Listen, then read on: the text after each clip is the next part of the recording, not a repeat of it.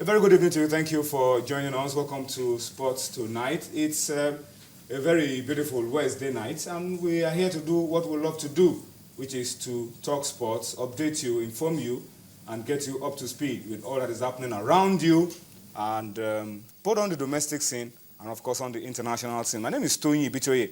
I'd like to start by saying a very big thank you to you for joining us, and also promise that the next 45 minutes that Sports Tonight will be coming your way this midweek. We will put all that we can into it to make sure that it is well-rounded, it's balanced diet. That's more appropriate. We're going to be giving you a touch on all that you need to know in the world of sports. So thank you once again for joining us. Let me quickly introduce to you those starting off the show with me this midweek. Of course, starting from my immediate right, we love Wednesdays, partly because she's here to update us with all that is going on around the women's game. It's the pretty Sissy on Sports Tonight. Sissy, once again, it's a Wednesday. I know you're loaded, extra loaded tonight. Thank you. And the extremely handsome. Thank you. Good looking. Thank you. Thank you very much. Thank you very much. Thank you. Thank you very much. Well, we love it every day when it comes around. Thank you. I love it every day when I'm here myself. How are you doing today? We could be better, but thankfully, God willing, and due to some particularly inspired driving, I might need to make it here on time because of the traffic in Lagos is just of monumental proportions these days. To be expected anyway, but we're happy to be here. And let's just tell you that as we speak, massive games are going on. There's a Copa del Rey final going on in Spain, and then there are two key games currently going on in the English Premier League. We just started the show by quickly getting you up to speed because I know that a lot of you want to find out exactly what is going on around those games. Let's start off with the games, the Spanish Copa del Rey final currently going on. And Tunde, as we speak, I think before we came in... Yeah, it's 1-0 actually. Yeah. Angel to the rescue. And Angel Di Maria goal assisted by Karim Benzema. 35 minutes of offside in that one. Yeah, it would always be a question of who got it right, who didn't get it right. But at the end of the day, the referee's decision is final. People will always question those kind of calls. But it is now Real Madrid won to the good. The goal scored by Angel Di Maria, assisted by Karim Benzema. It's 1-0 in the Copa del Rey final being played at the Mestalla, home of Valencia. It is neutral ground, so it is there for the taking. Everything to play for. And the game is 34 minutes old. All right, so there's still plenty of time for things to change. But as Tole told you, it's Angel Di Maria with the goal for Real Madrid. And come to think of it, this is more than just a Copa del Rey final. This could be the only realistic chance for Barcelona to get anything out of the season. Yep. Yes. Because they are trailing badly in the La Liga.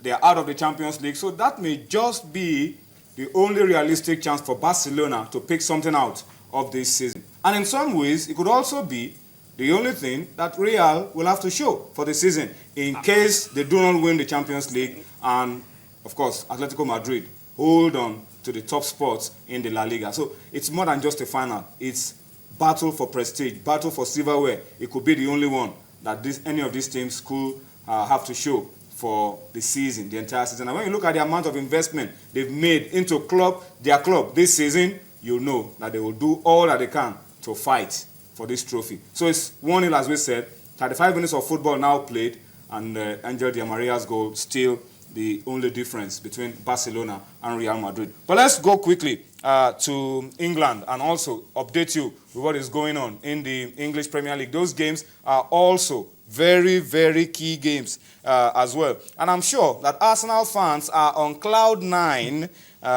because, as you can see on your screen, Everton needed at least a point from this game to go back to fourth place ahead of the Gunners. But it's not looking like they'll be able to get it. They are actually 2 goals down. Actually, it's 2-1 now. It's 2-1. Stephen Naismith has pulled a goal back for Everton.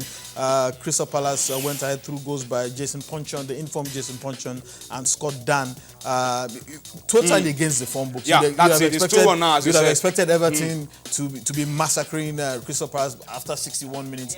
But right now, it's Everton that is chasing the game, and they are sweating terribly against Crystal Palace team that has been showing particular tenacity over the last few weeks. Tony Pulis has always been particularly good with keeping teams in the Premier League, and that was why he was brought in after the former Ian Holloway was sacked at Crystal Palace to keep Crystal Palace in the league, and he's doing a great job now. But in the second game, expectedly, City, early goal from Fernandinho. But we were thinking City, that they would have done a lot more to get more goals in that one. Right now, Manchester City will just get it. They will just take the 3 points. Ordinarily, you would have expected against a Sunderland team that is looking particularly good. Bottom of the law. Going down, yeah, but right now, But then Sunderland have put in a lot of fight in that game. They made a game of it. They've been really unfortunate, actually. If you watch their past 3-4 games, they played decently, but the ball hasn't really broken for them. They've been second best in some of the 50-50 calls, hints of complacency in defense as well, not keeping it tight in certain areas, not showing enough punch, and sometimes they've just been plain bad luck. But right now, it is Manchester City 1, Sunderland 0, and it's still 62 minutes at the Etihad Stadium. Plenty to play for both teams as well. All right, and of course, the Everton Crystal Palace game, 65 minutes of football already played in that one. And it's 1-2, as we told you. We'll update you with these results from the Copa del Rey, from the English Premier League. We'll update you with those results as we go on. There are some other games going across different parts of Europe, but we'll just limit our update to these 2 games, the Copa del Rey final and, of course, the English Premier League. All right, let's also tell you, we know that the distractions are huge tonight, football everywhere. But we still want you to be a part of what we're doing, particularly if you're a lover of what is going on the domestic scene and you want a change and improvement. Talk to us. Be a part of the show tonight. We need you to be a part of what we're doing. We need your thoughts. We need your opinion. We need you to communicate with us. Take advantage of our platforms. You know how we do it. We know what you want, what we want from you, and you know how to get it across to us on Sports Tonight, on Facebook, on Twitter. The platforms are showing on your screen. The addresses are there. Please take advantage of them and give us your own opinion to the issues as we raise them on the program tonight. Later on, as we go on, we will still come to dwell on domestic football. We raised an issue on this show yesterday, the issue of DSS of Kaduna and Jigawa Golden Stars. We'll give you an update around it on the program tonight as well. Updates around the Globe Premier League. Rescheduled matches played today. We'll talk about all of those. And, of course, we will give you highlights from some of the games played over the weekend. So there's plenty for you on the program tonight. Stay with us and let us flow together. All right, let's come now to take a look at some other issues very quickly before we come to talk about the women's game. The Flying Eagles are going to be playing a friendly tomorrow. And one instructive thing, the coach, assistant coach of the Flying Eagles, Ondoka Ogbade, said the game against Morocco is an eye-opener.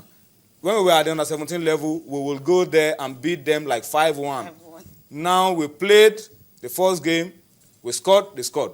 We scored again, they scored. 2-2. The second game we felt we had corrected our mistakes and we're going to pound them. We scored, they scored. And it ended 1-1. It's a different kettle of fish at this level. And the boys are learning the lessons, very vital, crucial lessons at this level of football today. Yeah, well, you have to give plenty of credit to the NFA, everything they've done regarding preparing this team, exposing the under-17 team, allowing a smooth transition between coaching between the under-17 and the 21 team as well. And you hit it directly on the head. It is a totally different level playing cadet football, under-17 football, and graduating to a superior level of football at under-20 level. And that is why many coaches will tell you that at under-17 you are still raw. You are still at the rudimentary stage. And that is why a lot of people don't really place much emphasis on under-17 football, because a lot of those players are deemed not ready, and there is also a possibility that distractions might come across them at that level. But at under-20 level, you are deemed intermediate, good enough to make the step up. We've seen 19-year-old play for national teams and major club sides in the world before. And at under-20 level, you are expected to be at that level where you're almost on the brink of breaking through. They'll be learning some particularly interesting lessons, that the 5-0, 8-0, 12-0 of the past are a thing of the past. Many of these teams have now stepped up and reinforced tremendously. A lot of them have recruited maybe vastly, maybe even abroad, to try and improve the quality of their team. So there will not be, no team will roll over and die when they see the Flying Eagles anymore. It will be a stiff test. And the sooner they learn this, the much sooner they learn this, the better for them, because it will stand them in good stead when the qualifier starts and when proper competitive football actually takes place. So I'm happy that they're learning these things as quickly as possible, because it will help them going forward.